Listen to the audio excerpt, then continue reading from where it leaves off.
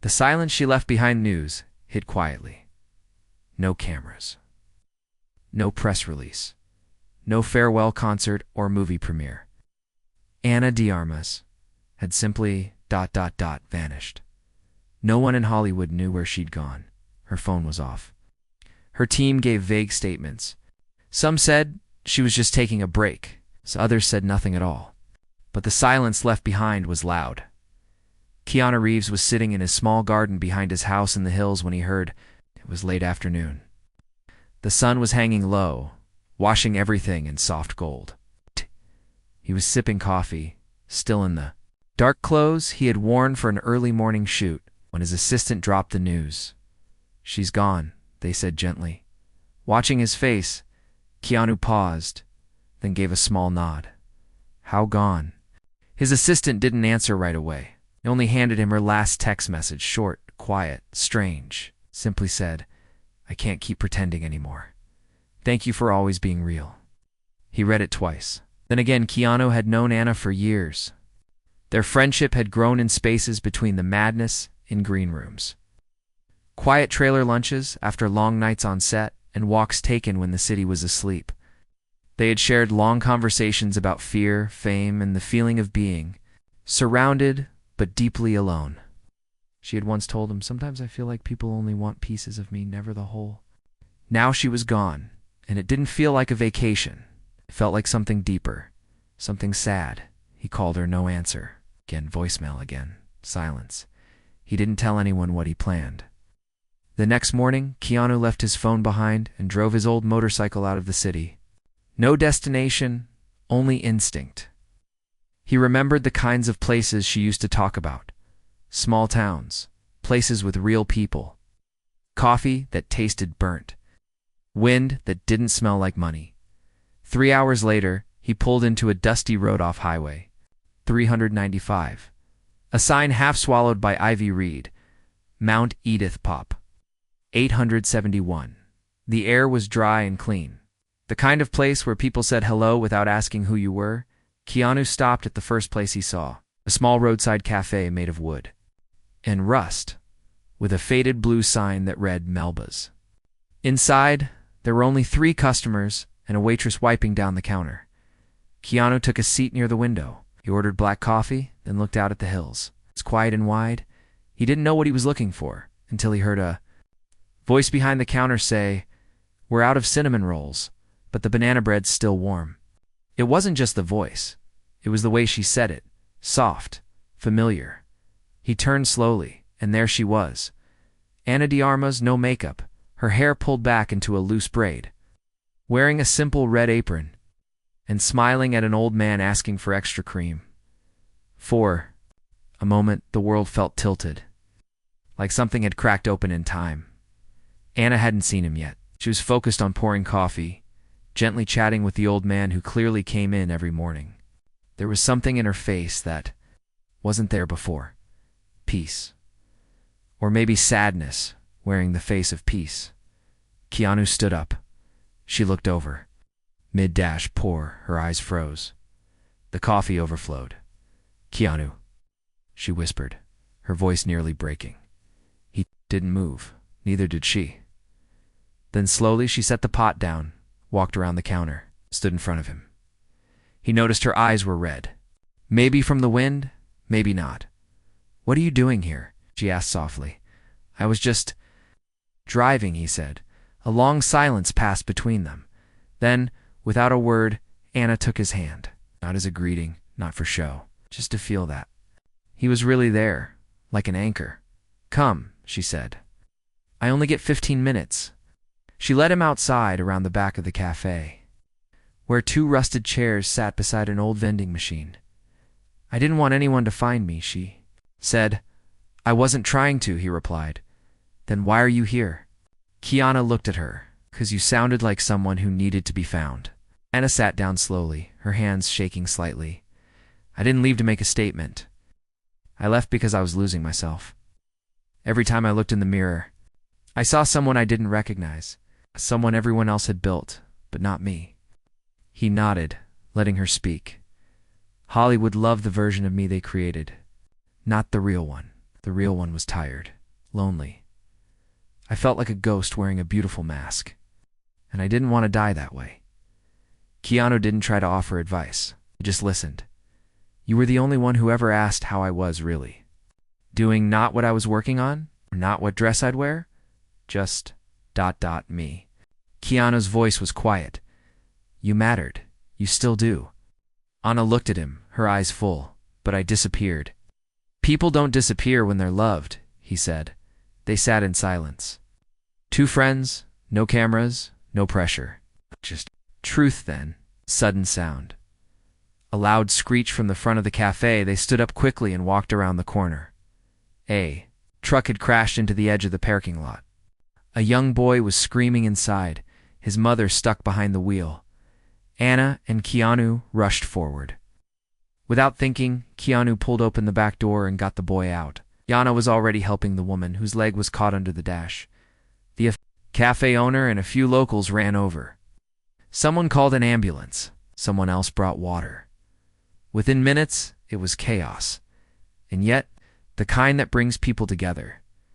As Keanu crouched beside the boy, calming him, Anna knelt beside the woman, whispering something that made her smile despite the pain. When it was over, the paramedics took the mother and son. The crowd slowly faded. Anna looked at Keanu. You came for me, still ended up saving someone else. He shrugged. It's just ... what we do. Anna smiled, but it trembled.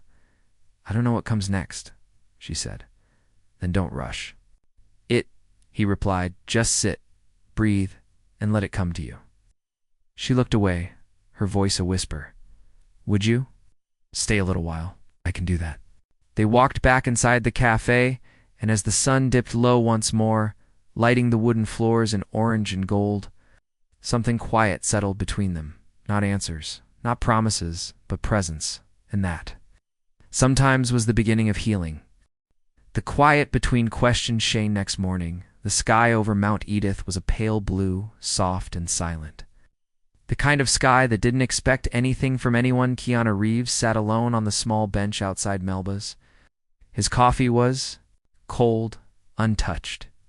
He wasn't here for the coffee. Inside the cafe, Ana de Armas moved like she had lived there forever, greeting people by name, refilling cups without asking, laughing softly at jokes that didn't always land. But beneath her smile, he saw something else. Something held in place by effort, by habit. She came out around 9, apron off, hair down, jacket in her hand. Walk with me? She asked. Keanu stood without a word. They walked along a gravel road that curved around the hills. The sun warmed their backs. Birds chirped lazily in the trees. Neither of them spoke for a long time. Finally, Anna broke the silence. When I left, I didn't think anyone would notice. Not really. I thought they'd move on quickly. Maybe they have. Keanu looked at her. I noticed. She smiled. But didn't look at him. You always notice the quiet things. They walked a few more steps. People think silence means peace, she said. But sometimes silence just means no one's listening. Keanu nodded. Sometimes it means we're trying to hear ourselves again. Anna stopped walking. Her eyes met his. Why did you really come? He didn't answer right away. He looked out at the hills. Because I know what it's like to disappear while staying visible. To smile in interviews while something inside is breaking. And because ... I miss my friend. Anna blinked quickly, her eyes shining. I didn't know if we were still friends. You didn't have to know. Some things stay even when we leave. They sat on a log by the roadside. Anna picked at the edge of her jacket sleeve. I thought about ending everything, she whispered. Keanu's heart tightened, but he stayed still. Not just leaving Hollywood, I mean. Everything, she said. The pressure, the fake smiles. The way people treat you like a product. It all started to feel ... unbearable. Like I was fading inside. Like I was screaming underwater and no one could hear me. Keanu didn't interrupt. He let her speak it all. I remembered you once told me you don't owe the world your soul. Only your truth. I kept hearing that line over and over. And one morning, I packed a small bag and left. No warning. I needed to find myself. Before I forgot who I was, Keanu reached out gently and placed his hand over hers. It was quiet, grounded, real. I'm glad you stayed, he said softly. A tear slipped down her cheek. Sometimes I don't feel brave, she said, just tired. And let me be brave for you, he replied. Just until you remember. How? They sat in silence again, but this time it didn't feel heavy. It felt shared. As they stood and started walking back toward the town, an old red truck passed by slowly. The driver waved at Anna. She waved back. They don't know who. I am here, she said. They know who you are, Keanu said. Just not the version people made of you, Anna smiled. I like that version better. At the café, a small boy ran up to Anna. It was the same boy from the car crash the day before. He hugged her legs tightly. My mom says thank you. Said you stayed until the ambulance came. No one ever stays. Anna knelt down and smiled at him. You were very brave yesterday, the boy pointed at Keanu. Is he your husband? Anna blinked, surprised. She laughed softly. No, he's my friend. He looks like a superhero, the boy said. Anna looked at Keanu for a long moment. He kind of is, she said. The boy nodded with approval and ran back to his mom as they stepped inside. The owner of the cafe, a kind woman in her 60s with short silver hair, greeted Keanu with a curious smile. So, she said, you're the man from the movies. Keanu offered a warm smile. Used to be. Well, here you're just the man who helped save a kid, she said. You want eggs or pancakes? Eggs, he replied. Anna leaned close. They're good here. Nothing fancy, just real. They sat together in a small corner booth. Breakfast came hot, butter melting into toast, everything smelling like comfort. Are you going to stay a few days? Anna asked. I can stay as long as you need, Keanu said. Her voice grew quiet. I don't want to need anyone. Then. Let's just be here, he said. No need, no roles. Just now. Anna looked out the window. A slow smile formed on her lips. That sounds nice. A few hours later, while Anna helped in the kitchen, Keanu stepped outside to get air. He didn't notice the man with the camera at first, but he noticed the click. It came from behind the parked cars. Keanu turned sharply. A man with messy hair and a telephoto lens froze, half-crouched, clearly hoping to stay unnoticed. Keanu walked over calmly. Don't do this. The man hesitated. I just need one shot. People are wondering where she went.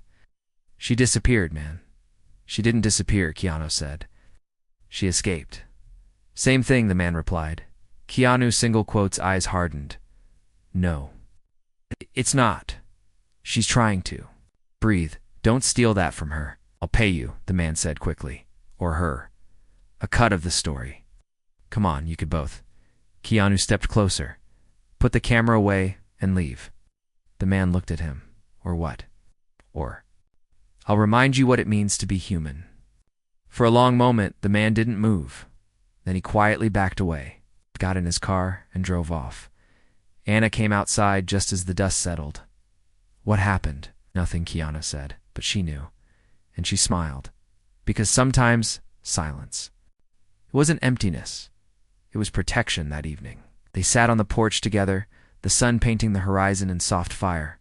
Anna brought out 2 mugs of tea. Do you think people will find me again? She asked. Maybe, Keanu said. But when they do, you'll be ready, or they won't matter anymore. She leaned back in her chair, watching the stars begin to show. I'm glad you came. Keanu looked up at the night sky. Me too. The letter she never sent Wu days passed in quiet rhythm. Keanu had rented a small room above the old hardware store in town. Nothing fancy. Wooden walls, a creaky bed, and a window that faced the hills. He liked it. It's the stillness, the honesty of the place. It was the kind of quiet that didn't pretend to be peace. It earned it. Each morning, he walked to Melba's cafe. Not because of the coffee, though. The banana bread was growing on him, but because Anna was there. Not the actress, not the name, just Anna. The girl who now wore denim overalls and wiped tables with care. She seemed lighter now, but only slightly, like a bird resting, not flying. On the third morning, she brought him a cup of coffee and sat across from him at the corner booth. "I want to show you something," she said. She reached into her bag and pulled out a small folded envelope. Worn, soft at the edges, her fingers trembled slightly as she handed it to him. "I wrote this the night before I left. I never sent it. But it was for you." Keanu opened it slowly, treating it like something fragile. Inside was a single page, written in blue ink. Her handwriting, small and neat, he read in silence. "Dear Keanu, I'm sorry for disappearing. If you're reading this, it means I either found courage or didn't care about hiding anymore. You've always been the only person who saw me without the glow, without the noise, just me. Thank you for never asking me to be more than human. I don't know what happens next. I just know I need to go. Not to be dramatic, but to be honest. Please don't look for me. But if you ever do, I hope you find someone worth finding." Inahi looked up. Her eyes were on him, wet and unblinking. "I wrote that the night I cried for 4 hours straight," she said. Ow. "And then I walked out of my apartment with a bag and a bus ticket." Geno folded the letter and held it gently in his hand. "You were worth finding," he said. She tried to smile, but it crumbled halfway. "I didn't want to be saved. I just didn't want to be forgotten." "You were never forgotten," he whispered. She took a deep breath, then exhaled slowly. "I want to show you where I live." They left the cafe and walked down a dirt trail that twisted behind a grove of trees. Birds fluttered above, and the ground crunched under their feet. After 15 minutes, they reached a tiny cottage, made of stone and wood with vines climbing the walls and wind chimes dancing in the breeze. "It used to be a shed," she said. "I fixed it up myself." Inside was a single bed, a bookshelf, a desk cluttered with paintbrushes and half-filled journals, candles and jars, kettle, and a window that looked out toward the mountains. "This is where I remembered how to breathe," she said. Keanu looked around, taking it all in. It wasn't perfect, and that was what made it beautiful. "You created this," he said. "As an actress, not for the world, just for you." Anna sat on the bed, fingers curled around a mug. "Do you think people can ever go back?" Keanu sat beside her. "I think people don't need to go back. They just need to find a place where they feel whole again." She was quiet for a while, then said, "Sometimes I wonder if the person they knew was ever really me." "Maybe not," Keanu said. "But the person here, she's real. And that's more than most ever find." She looked at him for a long moment. "Why did you stay?" she asked. "Because you're my friend," he answered. "And because the world doesn't need you to shine all the time. Sometimes it just needs you to be okay." Outside, the sun was setting.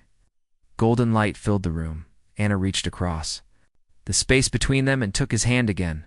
"Will you stay for dinner?" she asked. "I'll stay as long as you need," he said. "And in that little cottage with no noise from the outside world," she smiled.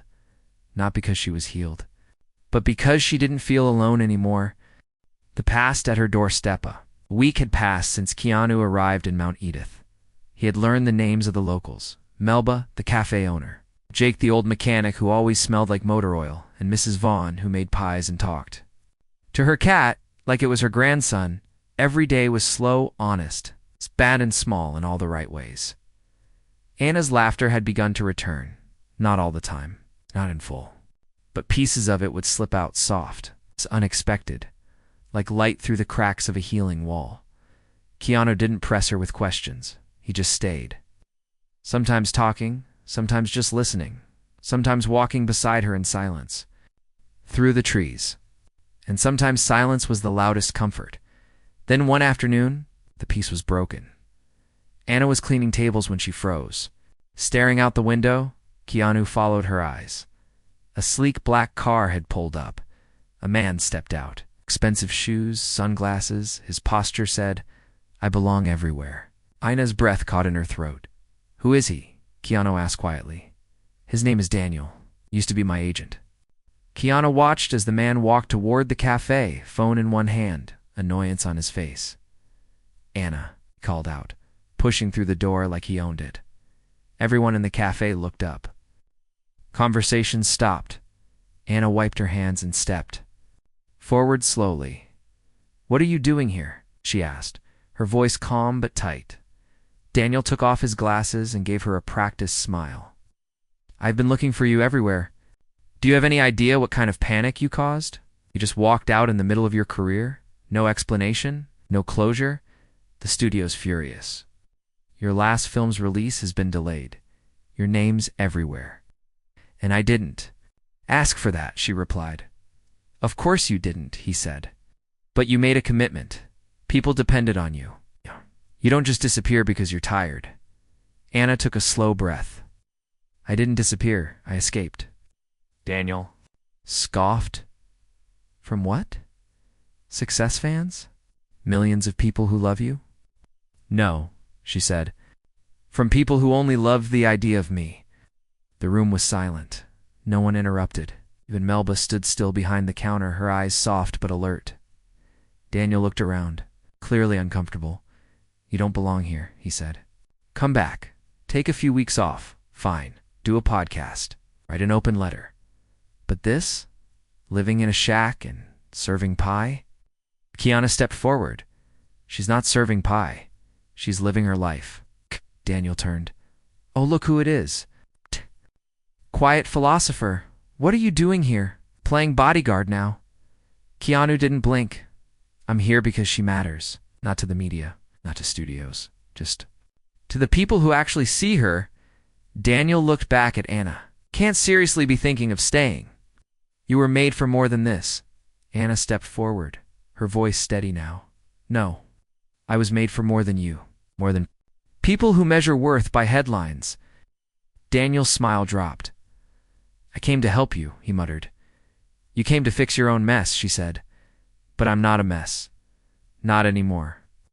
Daniel stared at her, but this time she didn't look. Away. Finally he sighed, turned around, and left. The door shut behind him. Anna stood still for a moment. Then slowly she exhaled. Deep, full. The cafe erupted in soft claps. Nothing loud. Just enough to say, "We see you." Later that evening, Anna and Keanu sat on the roof of her cottage, wrapped in a blanket, sipping warm cider as the stars blinked. "Into the sky, thank you," she whispered. "For what?" he asked. "For standing beside me when I stood up for myself." Keanu smiled gently. "You didn't need me. You just needed to hear yourself." She looked at him, her eyes glowing. "In the dim light, I thought standing up to him would break me. But I feel ... stronger. That's what happens when you tell the truth," he said.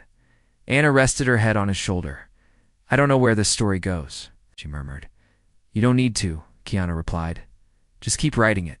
And above them, the stars stayed quiet. But the silence felt brave now. Not broken. Brave. The night she let herself cry, the wind was louder that night.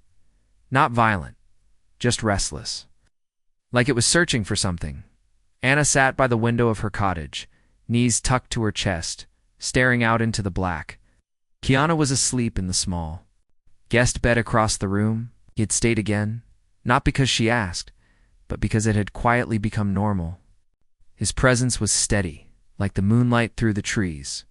But tonight, she couldn't sleep. Not after the dream. In it, she was standing on a stage, blinded by lights, cameras flashing like lightning. Her mouth moved, but no sound came. The crowd clapped, cheered, but she couldn't feel anything. Then they vanished. All of them. And she was left standing alone in silence, her dress fading into dust, her body sinking into shadows. She had woken up sweating. Now she stared at the dark hills, heart thudding in her chest, and felt something she had held off for months, the full weight of grief. Not just for the fame she left behind, but for the pieces of herself she gave away so freely to people who never cared to return them. A sob slipped out, then another soft at first, then sharp.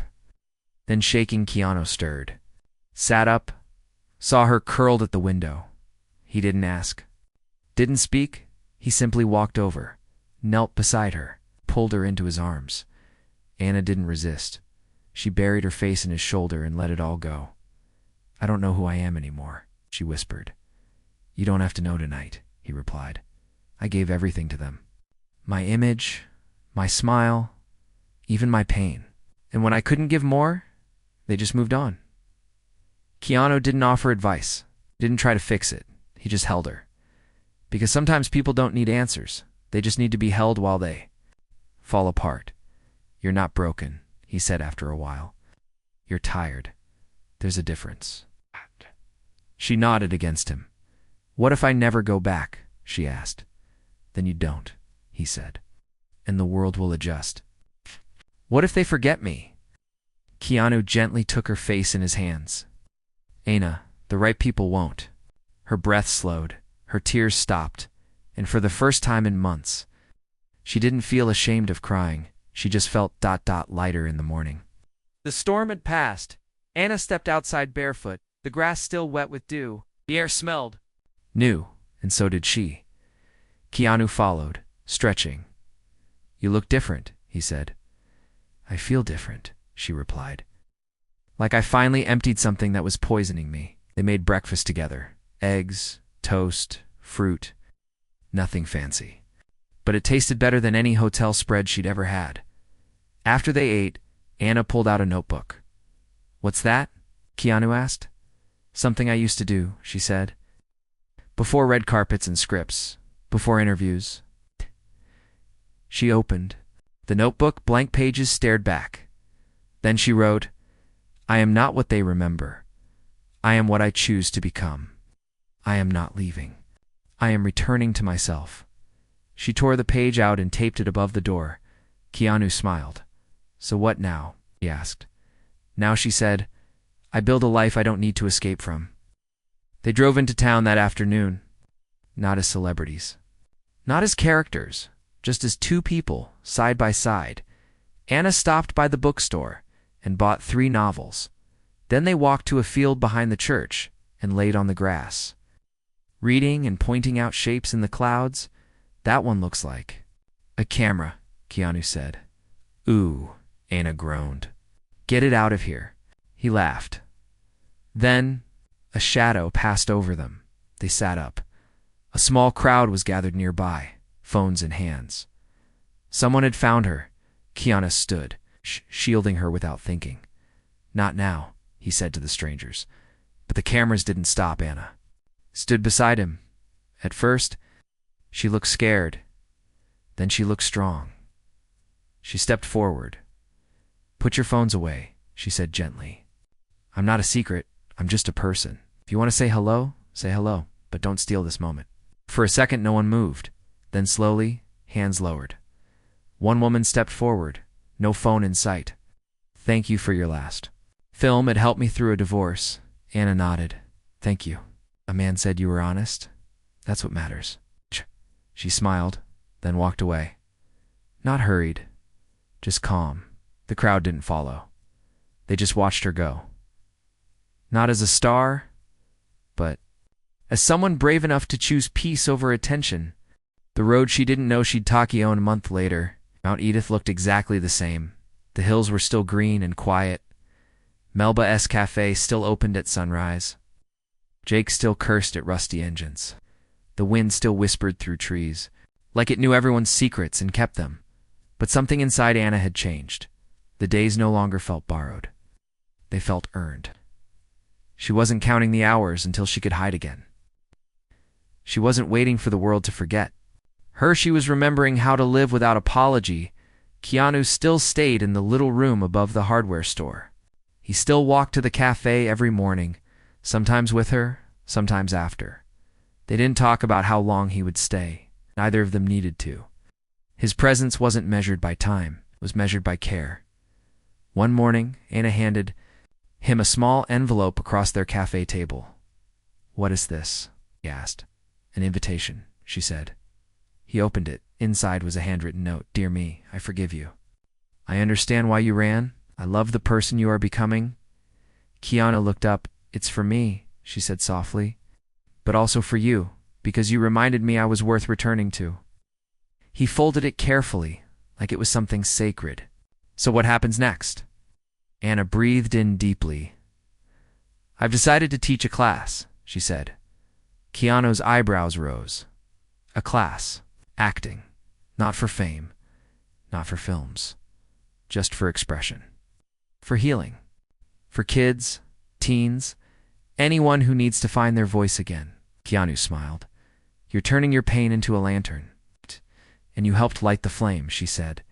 They spent the rest of the day gathering supplies, renting space in the town's small community hall, spreading word through the café bulletin board and word of mouth. By the weekend, 7 people showed up. Awkward, nervous, unsure. Anna stood in front of them, barefoot on the wooden floor. "This isn't about being perfect," she told them. "This is about being true." And when they began, the room filled with voices that had once been quiet, with laughter, tears, the stories that had never been told. After the session, one teenage girl lingered behind. Shy, quiet. "Miss Anna," she whispered. "When I saw you cry on screen, I thought if she can be that open, maybe I can be too." Anna knelt in front of her. "You already are," she said. Keanu watched from the corner of the room, arms crossed, a soft pride on his face. Outside, the sky turned orange as the sun began to set. Later that night, sitting on the cottage porch, Anna looked at him. "You know, you never asked me why I disappeared. I didn't have to," Keanu replied. "I just wanted to make sure you came back." She turned her head slowly. "You could have walked away. You didn't." "I've learned," he said, "that when someone you care about starts to vanish, you don't chase them. You walk beside them. And wait. And when they're ready, you sit with them while they remember who they are." Anna looked up at the stars. "I don't know if I'll ever return to Hollywood," she said. "Then don't," Keanu replied. "Return to yourself. It's the only place that matters." She leaned against his shoulder. "Do you think the world will let me?" The world doesn't get to decide. You do." The wind picked up again, gentle this time. It carried the scent of pine, the promise of something new. A soft light glowed from inside the cottage. Her journals were filled now, not with sadness, but with plans, dreams, beginnings. As they sat together, a small owl hooted in the distance. Anna smiled. She said, "I thought the end of my career would feel like a death, but it wasn't," Keanu said. "No," she whispered. "It was a door." And she had walked through it, not alone, not broken, but awake.